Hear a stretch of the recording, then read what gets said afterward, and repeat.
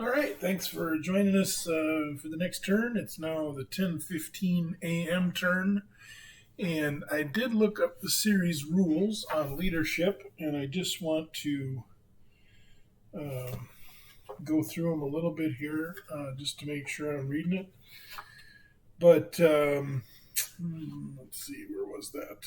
Okay, when a hex containing a leader suffers a combat, table, or opening volley fire loss, the firing player rolls 2 dice for each leader on the loss table. Oh, that's what we did. So you remove them. Okay, when a leader is lost, promote the ranking leader for the next lower level of the command to fulfill this position. So I looked up the seniority, and that would be Gamble. So what I did is I put a little, you can change the label on here, and I don't know if you can see it. Zooming in won't help you see it anymore. Well, I guess it would there, but you can see right there it says Division Commander, kind of Div Commander abbreviated. And if you hover over it, I always want to point at the screen, but you can't see me pointing at where I'm pointing. Right there it says Gamble, Div Commander with an abbreviation, so that'll remind me because he was the next most senior leader. So he would take over as the next division commander. And if the most senior ranking leader is not yet available, temporarily promote the ranking available leader, blah, blah, blah. Fill any slots open by the leader promotion the same way as a loss, moving from the most senior leader down the brigade level in the chain of command. At the brigade level, all replacement leaders are represented by generic leaders. So basically, this guy here is a generic. He's going to now be in charge of Gamble. So I'm going to change his label to Gamble and then put BD.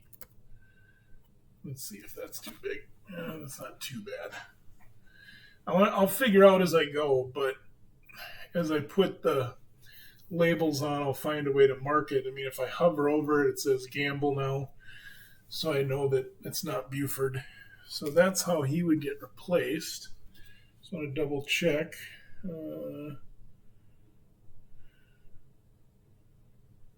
Yeah. Okay, so that's the end of that, and now we can. So that was the only cleanup work we had to do. Now we can go ahead and go over to the Confederate turn and move the Confederates. So before we do that, I'm going to put out the reinforcements because I have a tendency to forget them. Let's see. So 1015, Thomas. So let's go up here to the CSA, 3rd Corps, Pender, Thomas. Okay. All right. So let's grab his leader. Let's grab this unit. Let's grab the 35th Georgia, 45th Georgia, 49th Georgia, the sharpshooters. Put them in a second stack, and then these are artillery guys, so they're not. We don't need to do those right now. Let's flip these dudes over. They don't flip over. Okay, so they're in the same orders that these guys are, where they're basically deploying on Knoxland Ridge and Whistler Ridge. And it didn't say anywhere where they had to wait, so I started moving them up, and they can go up to Hers Ridge and basically be a support. So we might as well get them up there while we're waiting. Let's go ahead, and I'm going to start back here first. Let's see. Limbard Artillery has 10 movement points. You know what? I want to move these guys first because I need to get that artillery around here. So let's, these 2 brigades here, this is part of Pettigrew and Brockenbrough. They can move 4 hexes. They got to stay within 4 hexes of this road. So let's go ahead and move them. 1, let's see what we got here. We got 2, 3. So if I do that, I can create, I'm just going to create, you know what though? I do not want to create avenues like that in case these dudes got to come running back. So we'll move him over there for 3 instead. He just has to be within 4 of this road. 1, 2, 3. So we'll put a guy here. 1, 2, 3. And then 1, 2, 3, 4. And we got this guy here.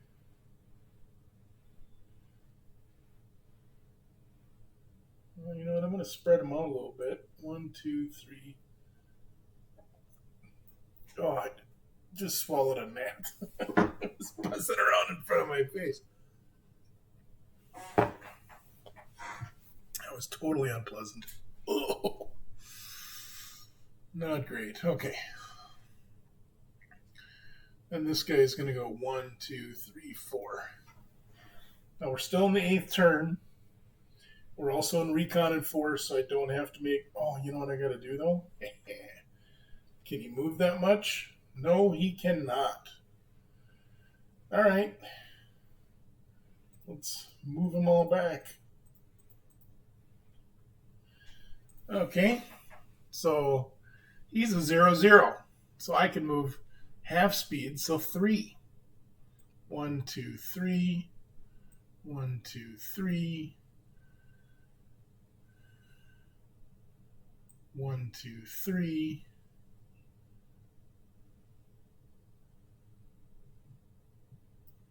And 1, 2. We'll just leave him there. And we'll put this clown over here because then 1, 2, 3, 4. He's within plenty of range. So I'm trying to leave some retreat avenues. So if these guys have to run back, you don't want to start making morale checks and having problems with infantry running through infantry. Okay. Pettigrew, he is not a crummy 0-0. So we got to remember a couple things that I'm not used to in this system is closing rolls and 0-0 leaders, and then of course following orders. All right, so let's just get these guys moved up. So this is 2, 3, 4, and that leaves him within 4 hexes of this, right? So 2, 3, 4.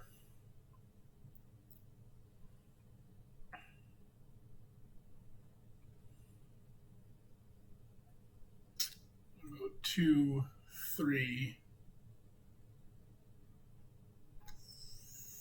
4. I'm going to spread these out a little bit. I want to leave a gap in there a little bit. I probably don't need it, but I can just see these guys getting a big, well, they're bees, but still, you never know. This guy will go 2, 3, 4. And that's the furthest he can go because he's got to stay within 4. And then we'll just move 1, 2, 3. And we want to get, so put Pettigrew there. He's got plenty of command out to there. And Heath can now move up and support the attack. All right, so we got that out of the way. Now, before we do any more, I want to see let's move this artillery. So 1, 2, 3, 4, 5, 6, 7. And he could unlimber there, but then he'd have to stay there. So 8, 8.5. And he's going to stay there because he's actually 5 guns. He's part of Pegram, so we're going to leave him right there. We'll have to unlimber next turn. Now let's go ahead and move these guys up. And I'm just leaving it out so I can move them. When I get into the combat, I had some requests to zoom in a little bit, so I will try to remember to do that. But let's get... so we got Pender's division here. So let's move... I got to do a little reading because the whole Perrin thing, but putting McGraw on there, that's just throwing me off. I'm not saying it's not accurate. I just have never, ever seen that in a game. So, okay, so let's do this. These guys have 8 movement points, but we do have to stay in, we don't stay in command. These guys could technically run off, and then if these guys move, they have to move toward command. I think that's the only penalty. But let's we got plenty of time. Let's go 1, 2, 3, 4, 5, 6, 7. Well, let's just move 6. 1, 2, 3, 4, 5, 6. 1, 2, 3, 4, 5, 6. 1, 2, 3, 4, 5, 6. 1, 2, 3, 4, 5, 6. And then we'll just leave parent here and go 1, 2, 3, 4, 5, 6. Okay, so 1, 2, 3, 4, 5, 6. So he's technically still in command. Well, not technically, he is by 1, so we wouldn't have to move Pender yet. Scales is deployed, right? Because this is Lane who's going this way, so he'll spend this turn. So we're gonna march Scales out. So let's do that. 1, 2, 3, 4, 5, 6, and then 1, 2, 3, 4, 5, 6. Swamp is going to slow us down. 1, 2, 3, 4, 5, 6. 1, 2, 3, 4, 5, 6. 1, 2, 3, 4, 5, 6. Okay, so we'll get around that swamp. And then they're all within range of him. Obviously, within range of Pender. Oh, I forgot these dudes here. We're going to say they're going to move first. I think open order could just move through there, but we'll just, instead of moving everybody back, we'll just move him first. So 1, 2, 3, 4, 5, 6. So they're up there in the peach orchard. We got Pender here. Let's finish moving Lane. All right, so this guy has got plenty of movement. So he can basically, he's going to flip because his tail would march up for a half movement point, and then he could deploy. Let's see, what do we got? 1, 2, 3, 4, 5. 5 dudes. Yeah, so that's why we were there. Okay, so this guy, we're going to just move Pender forward a little bit, or Lane. So he would march here for a half, right? And then this would be 1, 1.5. We could delete those, and he'd flip over for 1 more, so 2.5. All right, this guy can go 1.5, and that puts him there.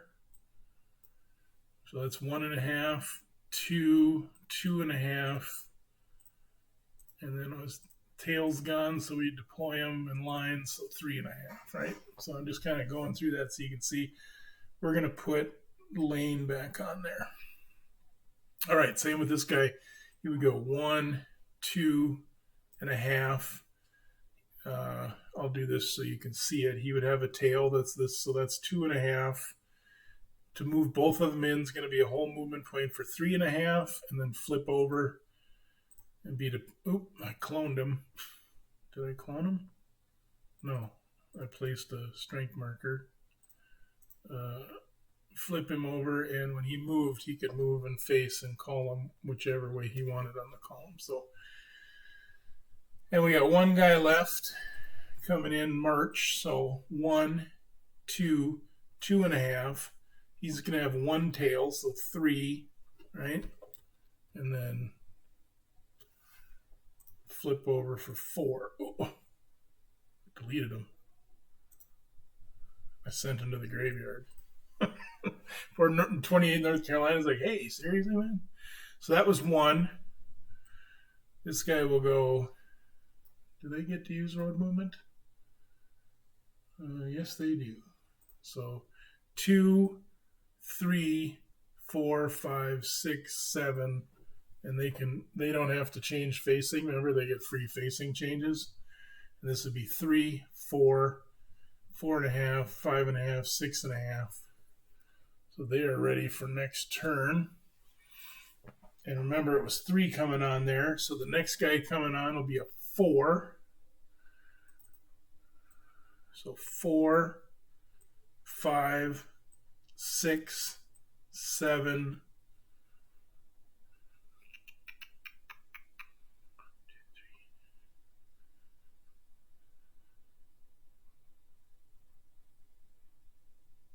All right. we'll just move them there. Right? Let's go 7.5. Let's move them there. So that was 4. This guy would be 5, 6, 7. He's got 1 tail.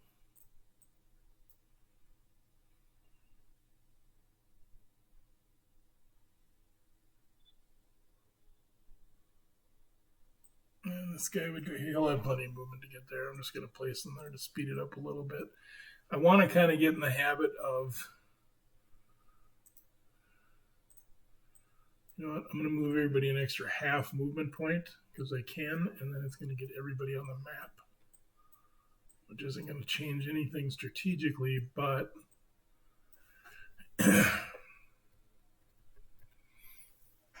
now we got to face these guys a little different. All right, and then we'll put Thomas there. All right, so Thomas's brigade's marching out.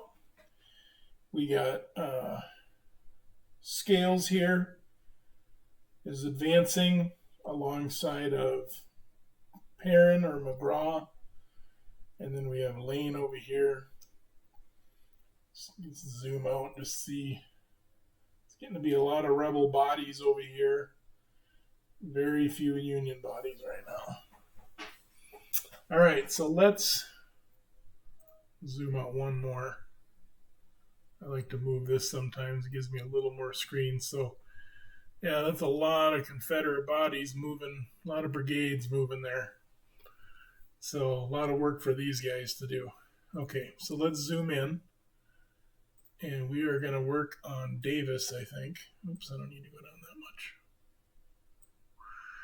Okay.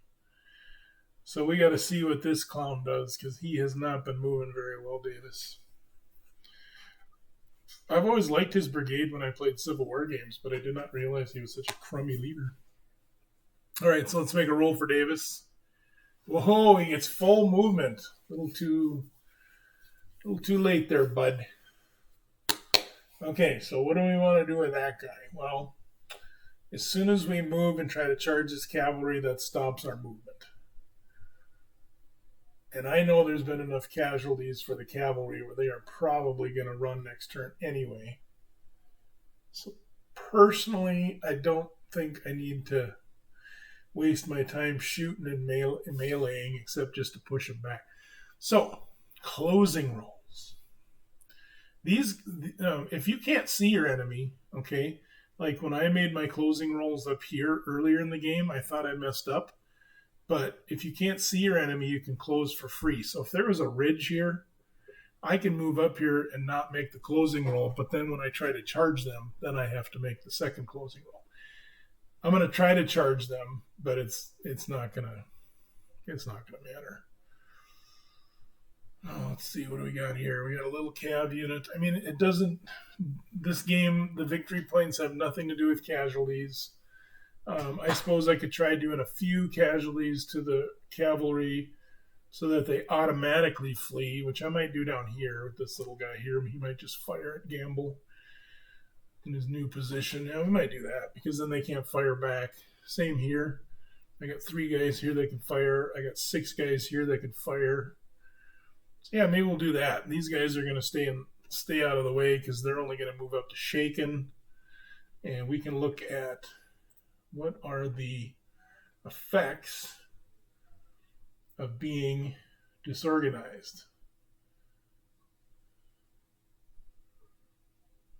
Oh, this is the new state roll. If you roll, I thought there was a thing on if you were disorganized what the limitations were. I know there is some.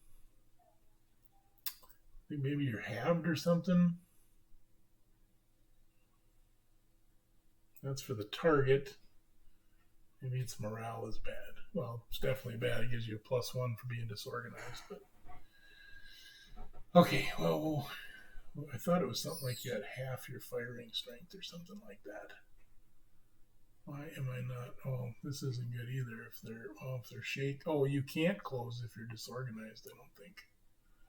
Yeah, so they couldn't close anyway. Not that they would want to, but so we'll probably blaze away because it's. I mean, we're only if I move like so. Let's say I wanted to move after him to get him to run away, and he'll retreat to. Assuming I make my roll, I go up here and now I have to stop. So I gain one hex. I don't think I'm going to worry about that too much because that 1 hex isn't going to make or break the objective. Well, it could. You never know. But I think, knowing that the casualties are about 4 or 5 for the cavalry, I want to make sure they run. So we'll save that one to the end. But we're on Davis. I'm getting ahead of myself. Let's go see if we can scooch Devon out of here a little bit. I don't really want these guys to run away. Now you can look at a stack, but you can only look under leaders, I believe it is, and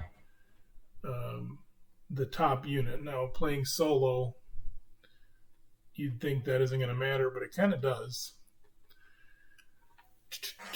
All right, I'm losing train of thought here and I'm getting disorganized. So I'm just going to try a closing roll here and try to skedaddle these 2 guys. Because if he goes there and charges one, they can both skedaddle. Well, it's not really skedaddling, but using the verbiage from back then. Skedaddle is an actual rule, so I don't want to confuse that. So, closing roll. A B is a 3+. I do not have any other modifiers.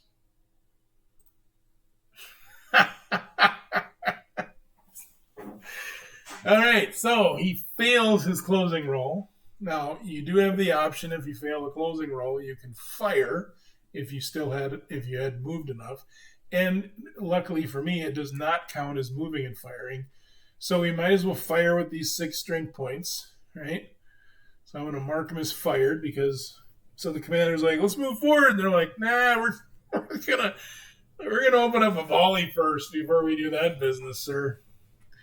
So we got 6 strength points. So that starts us right here. Oh, am I zoomed in? I said I'd zoom in. I'll zoom in a little bit. Okay. So, give me feedback on that if you like it or don't like it. I think it looks good. Okay. So we start on the 6 to 8 column. We are 2 hexes away, so that's 1 to the left. So that moves us to the 4 to 5. We're rifle muskets, so we don't have any modifiers that help us.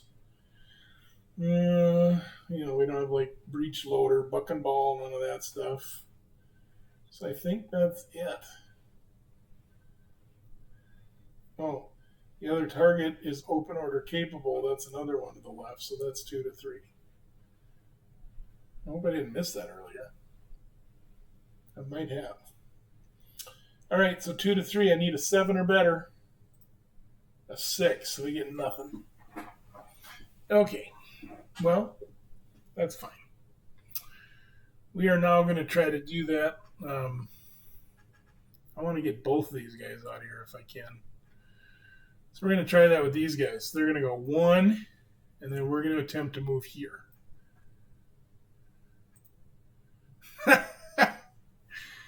Same thing. Now, this one didn't move, so there was no closing fire. This one moves, so if he fires, there will be closing fire. Luckily for him, it's only 3 strength points, but we're gonna take that. Although I guess closing fire doesn't matter; it's always just a roll. So we're 2 hexes away. It's a 5 or a 6, and we're gonna fire. We're gonna fire at the 17 Pennsylvania. But they get closing fire on us first. Nothing. All right.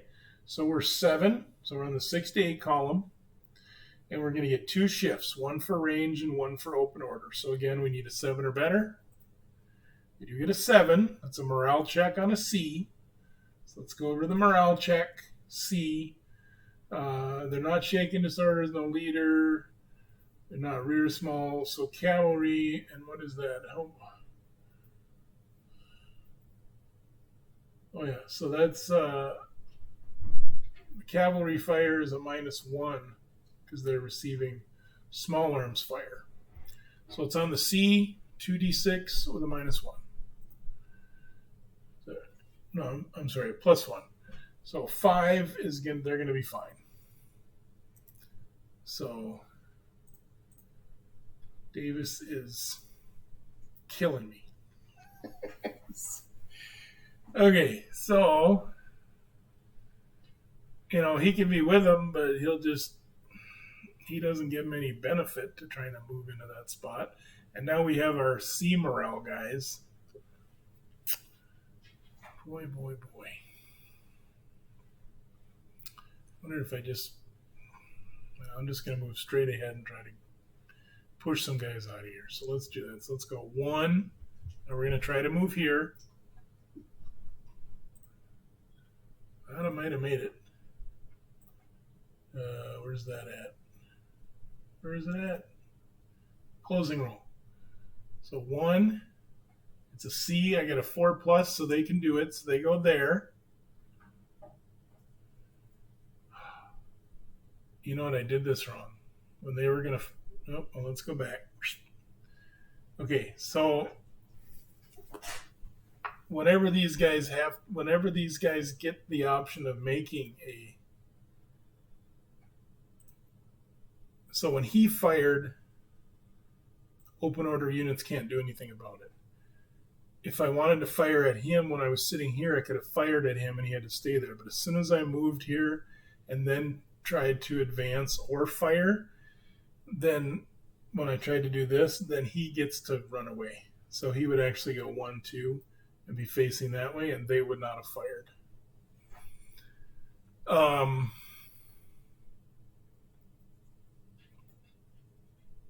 I read something in the errata about maybe he can react, but I'm not sure on that. Okay, so let's do this again. So we did 1, right? Then we went here for our closing roll, which we made with a 4, right? Now we're going to try to close again. That was our second move. Now I could just fire it. Well, I don't have to try to close. Well, I want to try to move 1 more. So I'll try to close. Wowzer, they're awesome. So he's going to go 1, 2 back to here. And then he can go... I got to look that up. I think he might have to stay in that hex. So open order 9.4.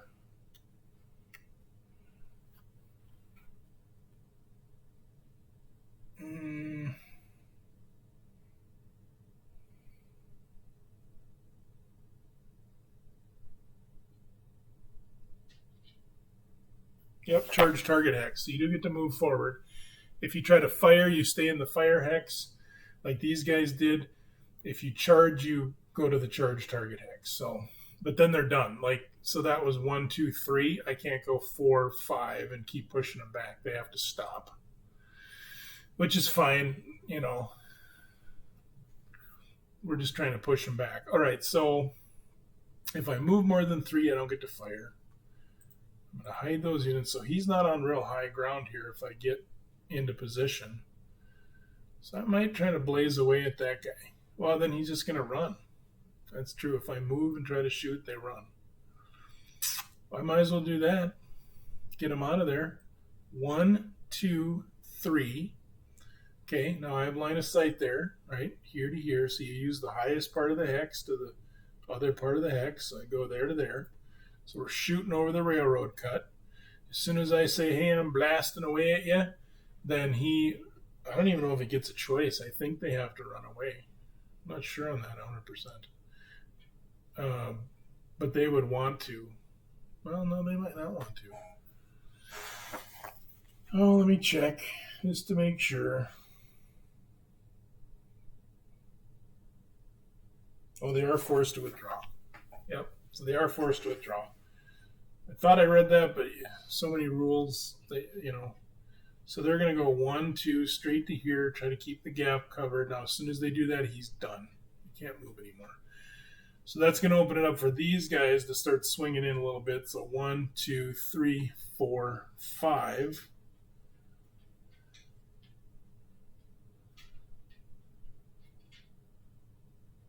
Six. We'll go there. 1, 2, 3, 4. I could go to here Well, I could do that and push him back even more. Because now if I say I'm going to shoot at him, I only moved half my movement points. I could shoot at him. He has to basically run away 2 hexes. So you can kind of shove the cavalry around a little bit. Do I want this hex more than I want him to be 2 more hexes back? Probably doesn't matter because he can move wherever, and I think they're going to leave anyway. Because over here, okay. So let's zoom out just a little bit. So I like to see the tactical sitch. So we got Brock and Bro stumbling around back. So I got the 2-0 guys backing each other up. So here I'm making fun of the fact that he's leading with a 0 and a 0-2. And I put both crummy leaders on the left and right flank. Good job. Or both on the left flank, so not going to be much of an attack here. All right, so that's what they did. There's no other guys there. So now we're going to go down and we are going to finish Archer. So I think what I might do is I really want to force the withdrawal no matter what. I don't want to give the Union player an option. I know he's taken 1, 2, those don't count, 3, 4 casualties. I'd like to inflict 2 more casualties because I don't think a 6 is always a save, and even if it is, that's fine.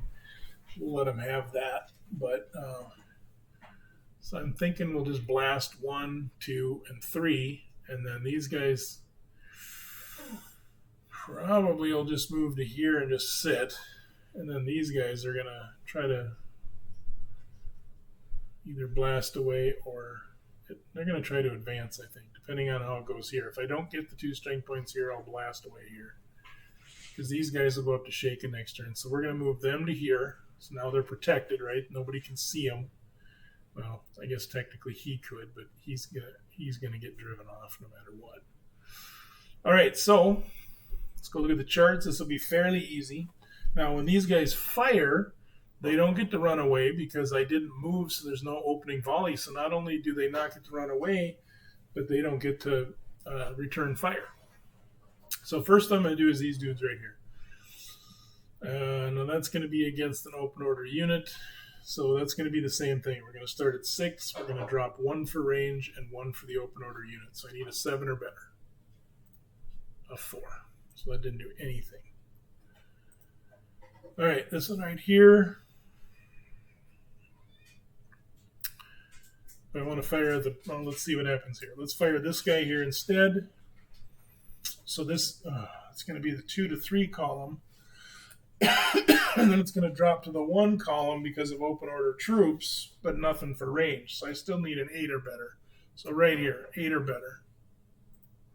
Well, we get an 8, but we do have a Gamble there, the new division commander, with a 3 for his morale rating. So let's go through the morale table. So it did cause a morale check. I'll mark him fired. So morale check, it's the C column. Leaders morale, -3. They're not shaken, disorganized, wrecked. They are small, so that's a -2. And they are receiving small arms fire, so that drops another 1. So it makes it a -1 on the C column. We roll an 8, so that's a 7. Oh, it saved them. So Gamble's running back and forth. You know, it would have shaken him back 1, but it did not do it. So it didn't matter. Okay, so now what do we want to do? Well, I wanted to get 2 points. I don't even know if I'm going to get 1. All right, so let's fire these guys here at this stack here. They're muskets, range 3 muskets. Let's see what the modifiers are. Either way, if I fire at Caliph's battery or them, I really want to get some casualties for the. So we got Buck and Ball, which were muskets, and range 2. So that's going to give us 1 to the right, which is going to offset their open order. and we still would have 1 to the left for range. So if I go here on the 3 column, I'll drop to the 1. If I fire at the artillery, I'd stay on the 2 to 3 column because they're not open order. So I'm going to do that. I'm going to fire at that artillery. I need a 7 or better.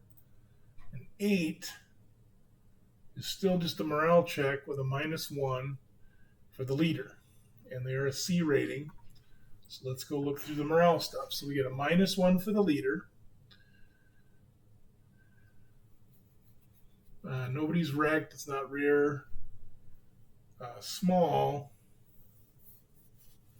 It wouldn't be small because there's enough. You count the whole strength points in the hex.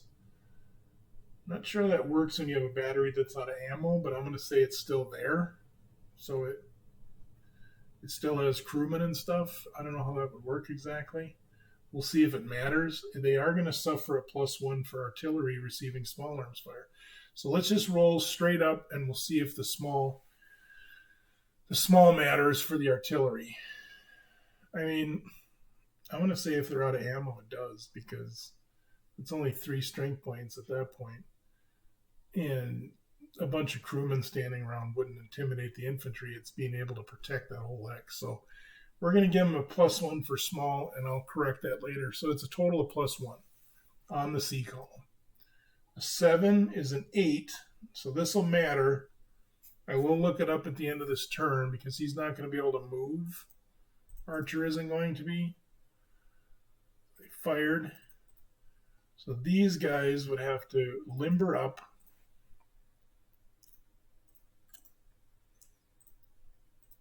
And then fall back 1. They're going to go behind the ridge. And then they are shaken. So I will look that up and see if it matters. If it does, if I'm right on that, we'll leave them. If I'm wrong, then they would go back up here and they'd just be able to fire next turn. So because I only got 1 guy left, I'd stop and look it all up and get into it, but I'll be able to read that tonight when I go to bed before doing the Union turn tomorrow. This is really not going very well. I just don't know if I'm being too cautious or if I need to be more aggressive. I know if I try to charge here, he just runs off. So I know that's doing it right, but they are not getting very good shots. So we're going to blast away because I'd like to get him to a 5 so they didn't have to at least roll a 6 to try to hold this ground for a turn. So we got 5 strength points there, right? So we start here in the 4 to 5 column, and we have 1 to the left because they're open order troops, right? So down here, open order capable targets, so 1 to the left, so that puts me on the 2 to 3 column. I need a 7 or better. And I rolled a 2.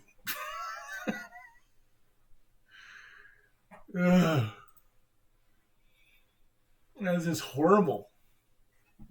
So this is pretty interesting because each turn's 15 minutes. So the last 2 turns, last half hour of gameplay, these guys were pretty much in this area, I think, if I remember right. And I thought, they're going to get to this objective right away.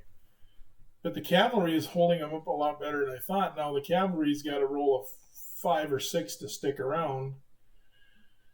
That's assuming these guys aren't going to deploy when you see what their orders are. If they deploy, then these guys all leave right away. And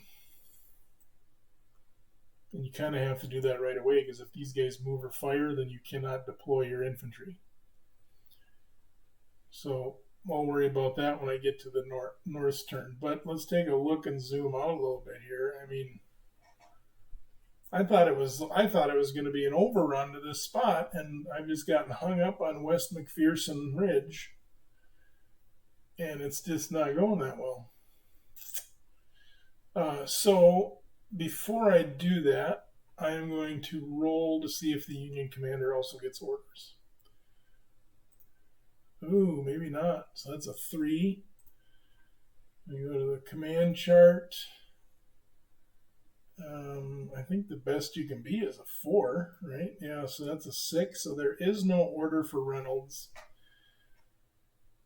that he could issue this turn if he wanted to. So now the North is already issuing orders, and I'm not going to say what the orders are, but Reynolds did issue an order last turn that should get to Cutler. I got to do the math on the chart to see if Meredith gets the order. And then Cutler will, or I'm sorry, Wadsworth to see if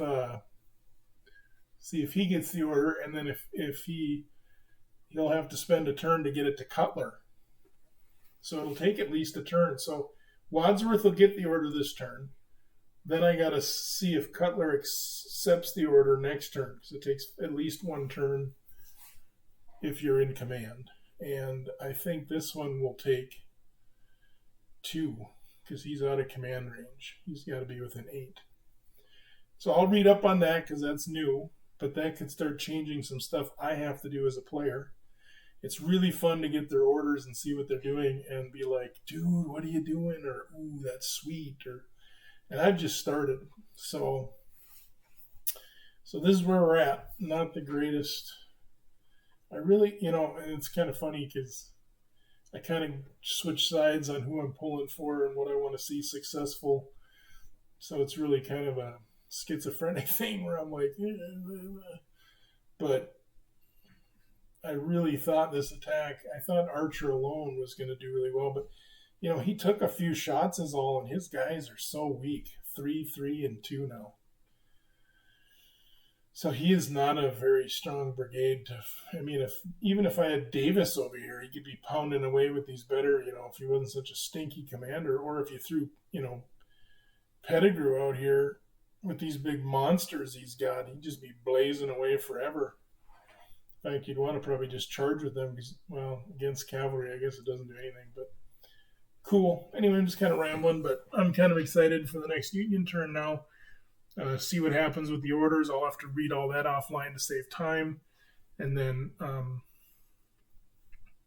see if there's any change in the orders. I don't think there is yet, and then see what happens with this cavalry. So that's it. Thanks for joining me, and I'll see you in a bit when I get the Union turn done. Okay, welcome back. We are going to do the Union 10:15 a.m. turn. One thing I forgot to do at the end of the last turn, in my excitement with all the craziness going on, is I did need to do the rally phase. So these guys rallied up to Shaken down here. I'll zoom in a little bit as per requested. So these guys rallied up to Shaken. I took off all the move markers, and I think that's it. Then what I did to save a little bit of time is I did bring these Union reinforcements on so they're ready to go. So Howard's heading up north, and these guys have kind of an interesting path they have to take. So we'll get them going this turn and see what happens. But first, I have to see if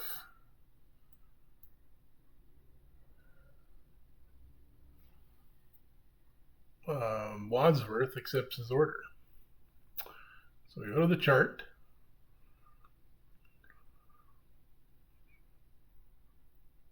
Because the first thing we do is orders. His command value is a 2. Switch this over there so you can see. It's Wadsworth there, the 2-2 in the middle. So he gets a 2 for that. +2 deployment from a move order or any roll for a formation in reserve.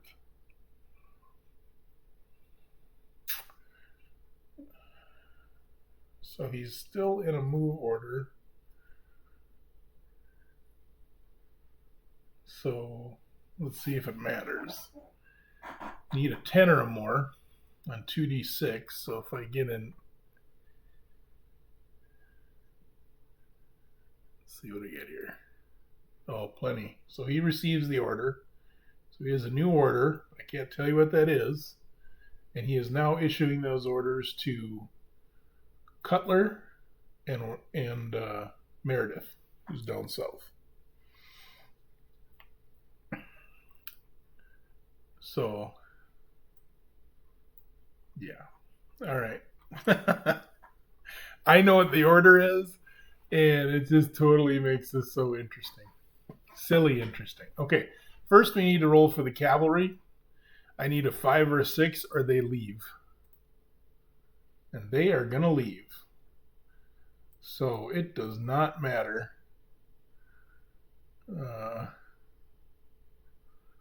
I don't know if I want to just delete them or not. I'm going to do some looking. Now, John Burns, he wouldn't leave. Oops. So he'd stay there. But everybody else is... Oh, Kalis Battery won't leave.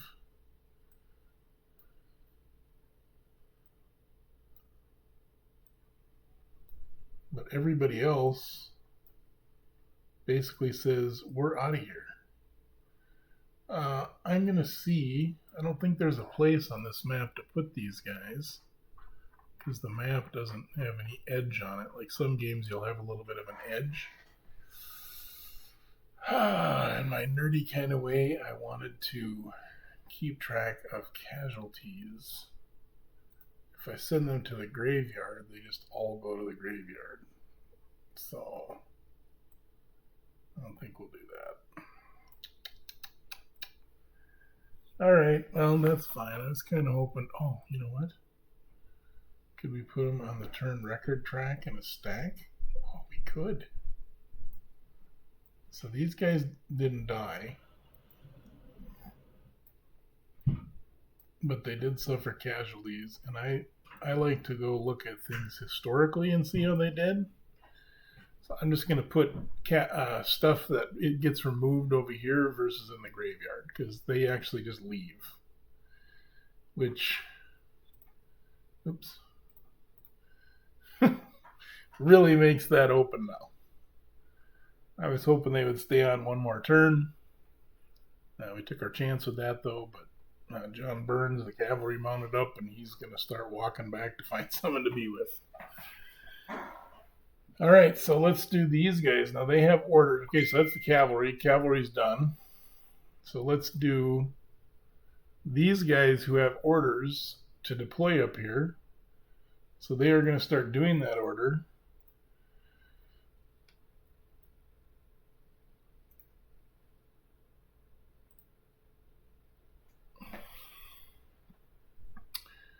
So that cost him... Costs 1, so he has 5 movement points left.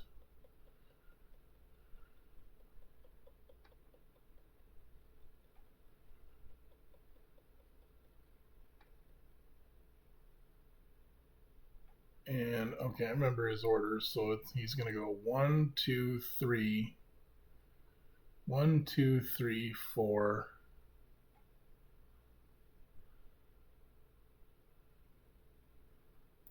And then he's going to have to use a 5th one to turn.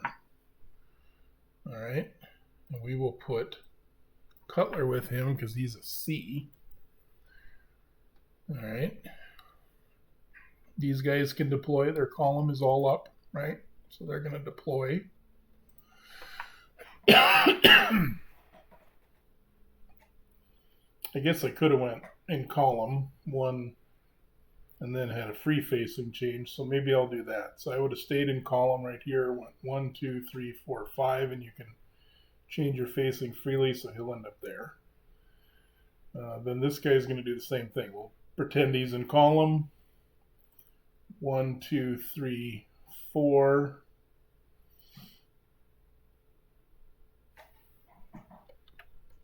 And then he would deploy for 5.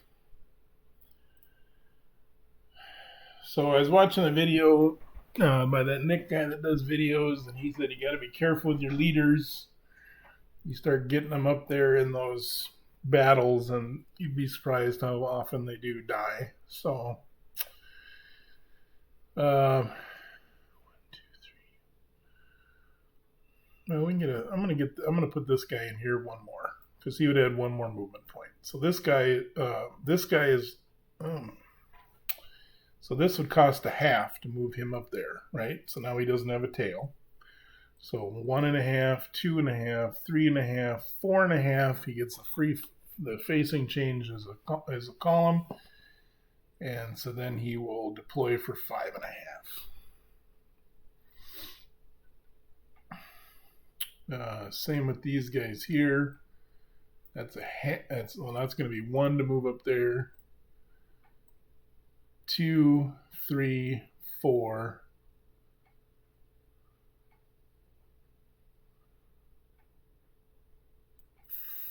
5, he gets the facing change to there, and he'll deploy for 6. Remember, if you're deploying from column into line, you can only move the 6. This guy here, same thing. It'll cost 1 to pull the tail up of his column. So 1, 2, 3, 4, 5. And then he'll deploy for 6. So we have 1, 2, 3, 4, 5, 6. So we can't put him with that guy, because then he'll have a guy out of command. So Cutler would have to move from here to here. I'm not sure what to do with those two yet. Now we still have an artillery piece. Let's see, what can we do with that? 1, 2, 3.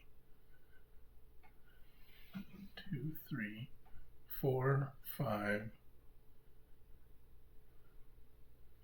Oh.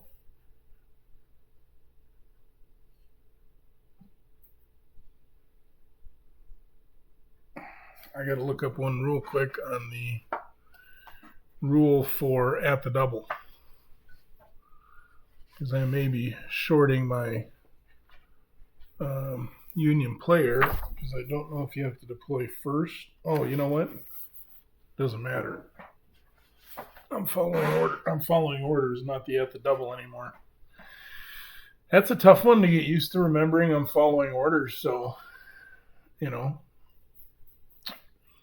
All right, so let's see. Let's go 1, 2, 3, 4, 5,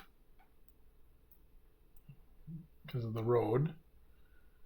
5.5.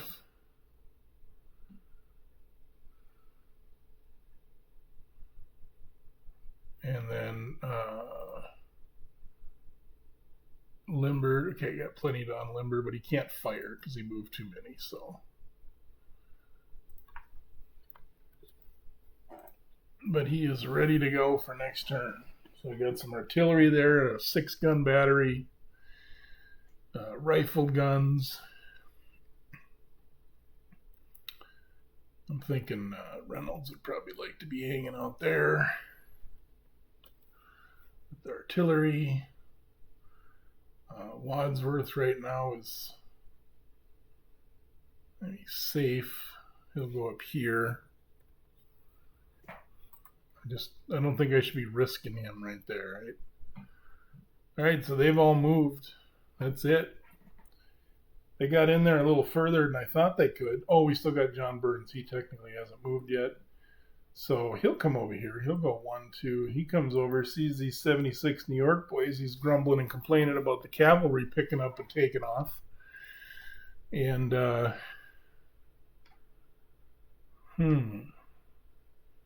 these guys are still shaking.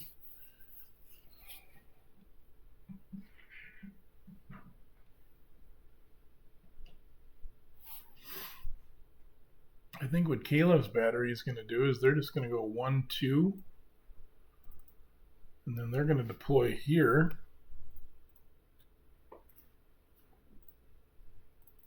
So they'll be ready. They can actually fire this turn now. So they're going to... Oh, did I want to fire it? No, because I was shaking. They need to get out of there because they were right here. They were still within canister range. But I don't think that's worth leaving them. We'll pull them back here and buy them one more turn, because these guys can't. They could try to close and attack them, but that's a pretty tough close because of the artillery. Plus they would get a shot. We'll go with that. So we'll shoot. So let's shoot with them. None of these guys could shoot because they all moved more than half. So who do I want to shoot at? So unless you get over 5 hexes, so this guy would be a shift. Well, maybe we'll take a shot at this little guy right here. Maybe see if we can hurt him. 1, 2, 3, 4, 5. Or I could try to pepper Davis. No, 1, 2, 3, 4. That's 6. So I'll go after this guy here. And you know what? We'll shoot at Archer.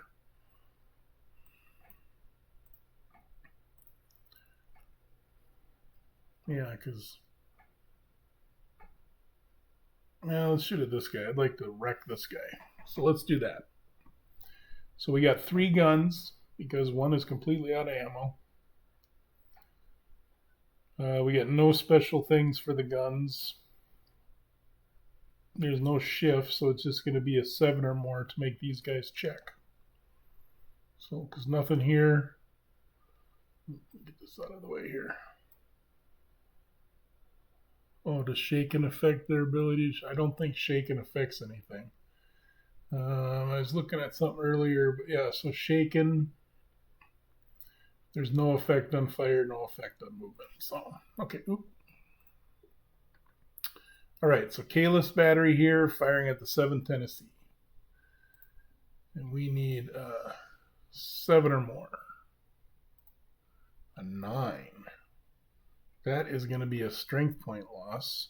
Ooh. Now I'm pulling for the Union. Like I said, I jump back and forth. So that loss happens right away. Then they make a morale check, and now they're wrecked.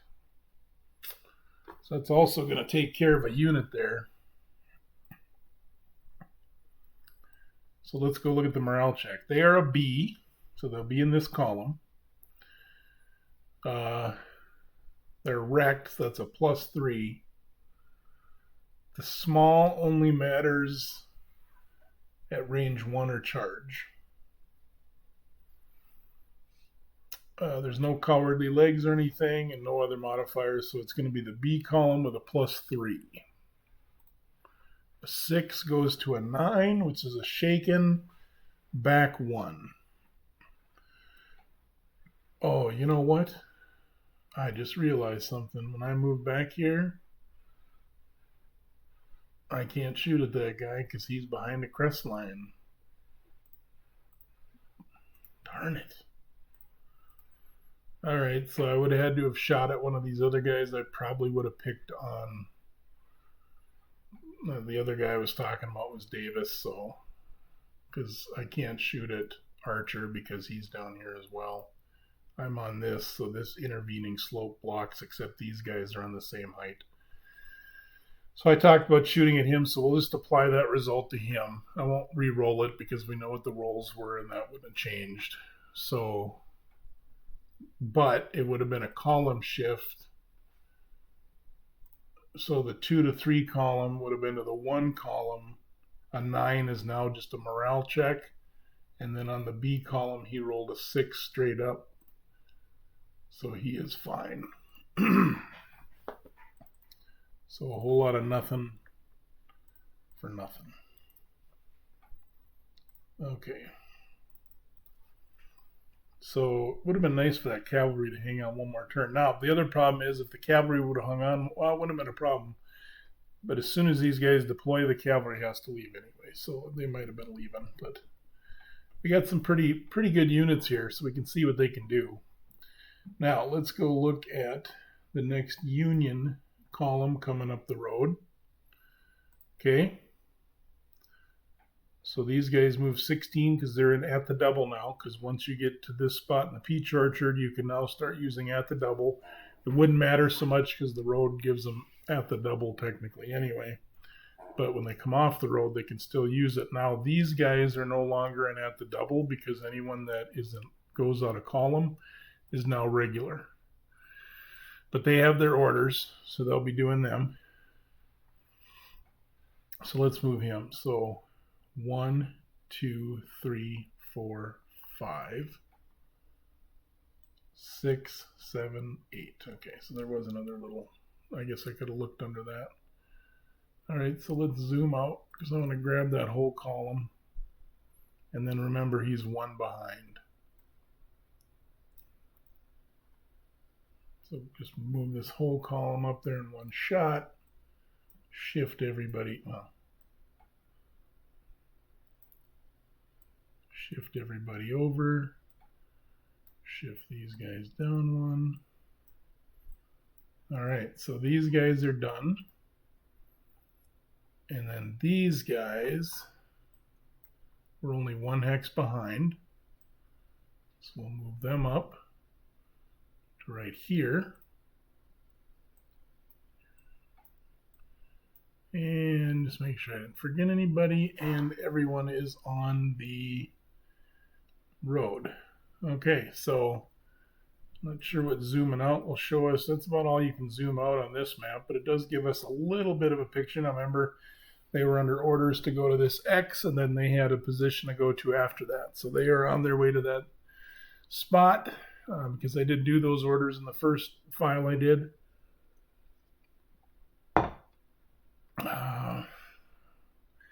Be interesting. This is a big deal, because if Davis gets like no movement, which could happen, or only half movement, that is such a big deal. And you know, these guys here can start counterattacking a very weak archer. So what I thought was, even this turn when those guys all left, I thought, oh, these guys are doomed. They're not doomed. They can put up a fight here. Okay, so that's it for them. All the guys moved up the road, so I just got my reinforcements, and then I'll check the list. So Rowley is coming up this road. Now he's part of the First Corps. So let's flip all these dudes, because they're all going to be in column. It's a little 4-gun battery. And we will send Howard. We'll say he's at the head of this column too, but he can go. Let's see. Leaders go 12, so he can move 24 on the pike. So we'll say he's at the head of the column with these guys and says, all right, I'm off. I got to go survey. So this would be 16, 17, 18, 19, 20, 21, 22, 23, 24. Oh, is that right? Because this is 8 movement points. 8, 9, 10. No, I did that wrong. So that right there is 8 movement points. And it's only, so it's basically 16 hexes. Leader can move a total of 24 if he's all on the road. Really? Yeah, so 8 more. Not... Yeah, 8 more. 8 more hexes, not 8 more movement points. So 2, 4, 6, 8. Okay. I knew he wouldn't get to the next marker, but I was like, what did I do wrong there?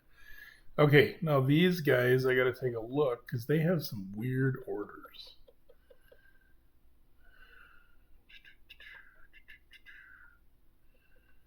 Okay, so we need to get them in a column, so we'll grab Biddle and Rowley here. Rowley is a 0-0. Mauser.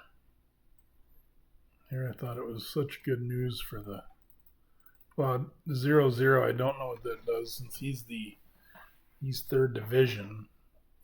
But we'll see what that matters. Okay, so this would be the first guy moving in, so he can move the 8 movement points to here.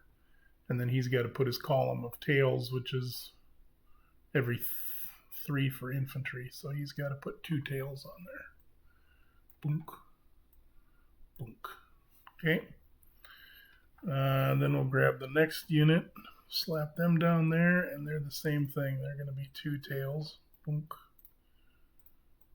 Boonk. The next guy we'll put here, and he'll just have one tail. This guy, the same thing, will have one tail. And the gun is, I think it's one every 4. Is that somewhere on the charts? I don't know if that is or not. Miscellaneous, maybe? I don't think it is. I'll double check it, but I think it's 3 for Cav.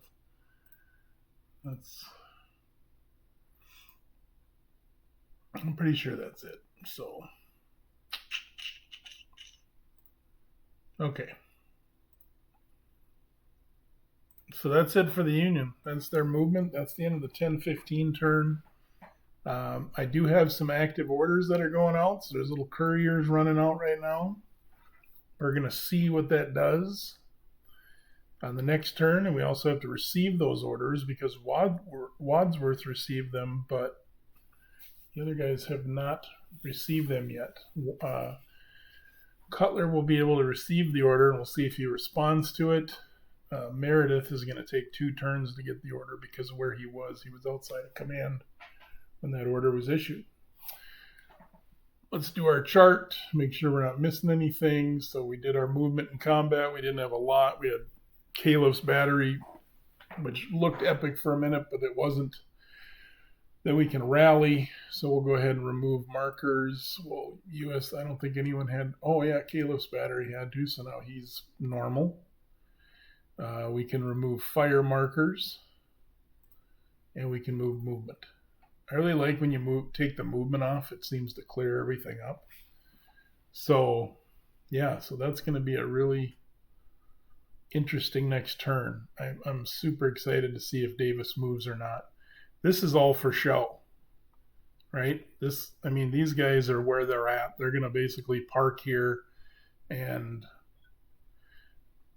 be like a backup for if these guys were to get crushed. And then even this here, like these guns might be out of range, but that's their orders, is they had to sit on this ridge and fire. And these guys, similar, it's all for show. They can come up. I don't know if they can go on the road, but let's say they can go on the road or whatever. They're going to be sitting on the road. You're going to have another whole 4 brigades. You're going to have 6 brigades sitting back here doing nothing. Now, this simulates the fact that the Confederates were disorganized, so they didn't have Stuart, they didn't know what they were dealing with, so it gives them a little bit of apprehension that you wouldn't get in a game, because in the game you can see everything and you'd know, plow ahead and just massacre the little bit of Union guys that are there, right?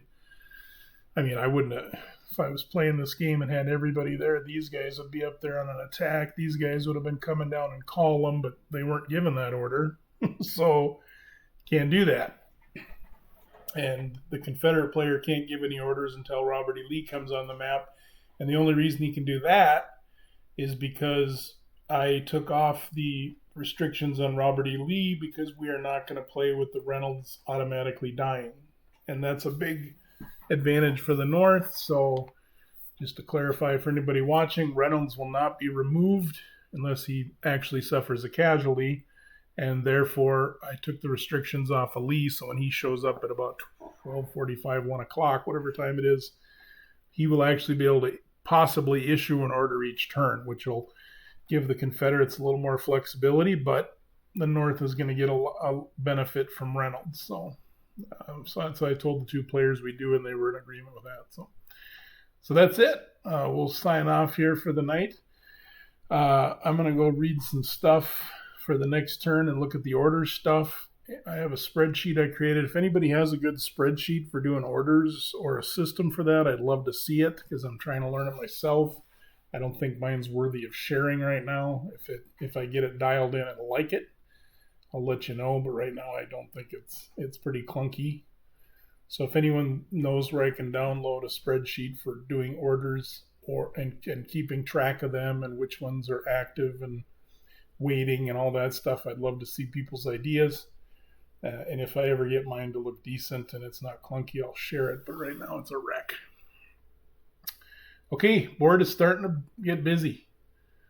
This overview gives us a little bit more of an overview, right? So you guys probably can't see this, but there's some Union guys way down there. And we got the Union guys right here, and we're going to make a little stand here, and we got the Confederates pouring down there. So that's it, and I will see you on the next turn.